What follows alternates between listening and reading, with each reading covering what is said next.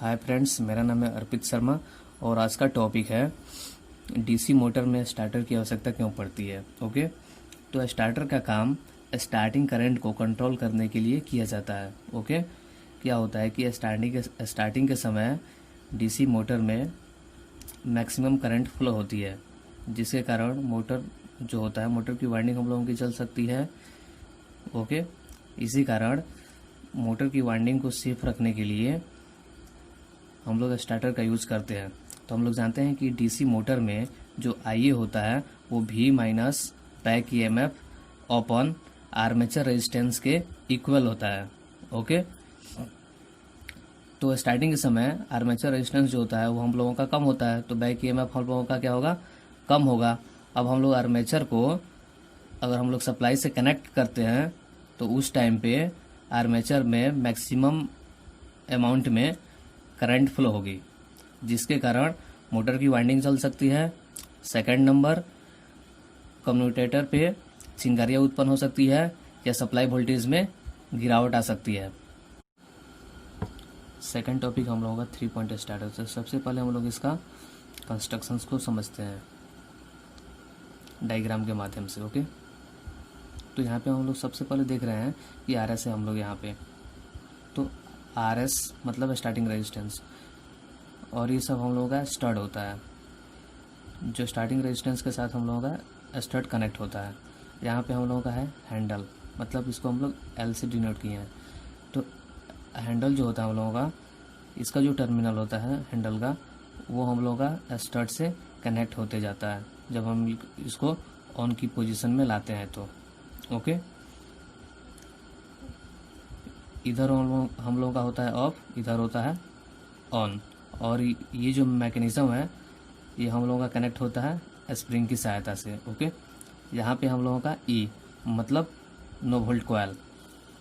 No volt coil का काम, यदि किसी कारणवश अचानक अगर सप्लाई बंद हो जाता है, मतलब डीसी मोटर में सप्लाई आना बंद हो जाता है, तो उस टाइम पे ये ऑपरेट होता है। इसका वर्किंग हम लोग,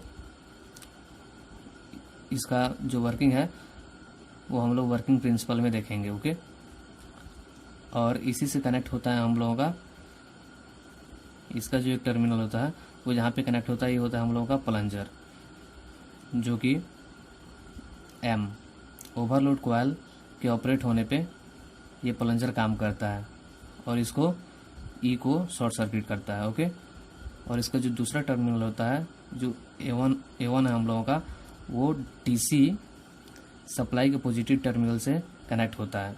ओके, ये जो B1 है, जो B1 टर्मिनल है वो RH मतलब रियोस्टेट से कनेक्ट होता है, और इसमें एक C1 होता है। ये जो टर्मिनल होता है वो DC मोटर के पहले टर्मिनल से कनेक्ट होता है, और DC मोटर का दूसरा टर्मिनल DC सप्लाई के नेगेटिव से कनेक्ट होता है। ये होता है हम लोगों का स्विच, इसके थ्रू हम लोग यहाँ पे ऑन और ऑफ करते हैं स्टार्टर को। ओके, अब समझते हैं इसका वर्किंग प्रिंसिपल। ओके,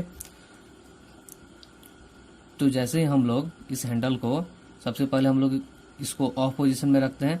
जैसे ही हम लोग इसको पहले स्टड पर लाते हैं तो उस टाइम पे क्या होता है कि आर्मेचर के सीरीज में पूरा रेजिस्टेंस आ जाता है, और फील्ड वाइंडिंग जो होता है वो नो वोल्ट कॉइल से यहाँ से आकर के नो वोल्ट कॉइल में जुड़ जाती है।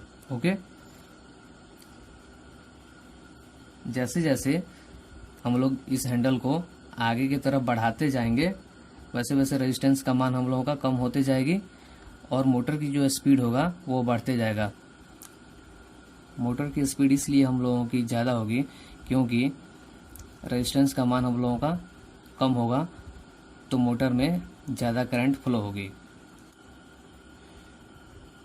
नो वोल्ट कॉइल का काम, यदि किसी कारण सप्लाई बंद हो जाता है तब नो वोल्ट कॉइल काम करना बंद कर देती है। हैंडल मतलब H उस स्प्रिंग के खिंचाव के कारण, ये स्प्रिंग के खिंचाव के कारण वापस ऑन पोजीशन से ऑफ पोजीशन में आ जाता है। अब हम लोग समझते हैं M का काम, जो होता है हम लोग का ओवरलोड कॉइल। ओवरलोड कॉइल जो होता है वो स्प्रिंग के साथ ऐसे अटैच होता है। ओके, जब मोटर में मैक्सिमम अमाउंट में करंट जब मोटर में फ्लो होने लगता है तो ओवरलोड कॉइल अधिक करंट लेने लगती है। इसके कारण मैग्नेटिक फील्ड अधिक होने के कारण प्लंजर को अपनी ओर यहाँ से खींचती है, जिसके कारण जो 9 वोल्ट कॉइल होता है वो यहाँ से शॉर्ट सर्किट हो जाता है और मोटर सेफली हम लोगों का बच जाता है।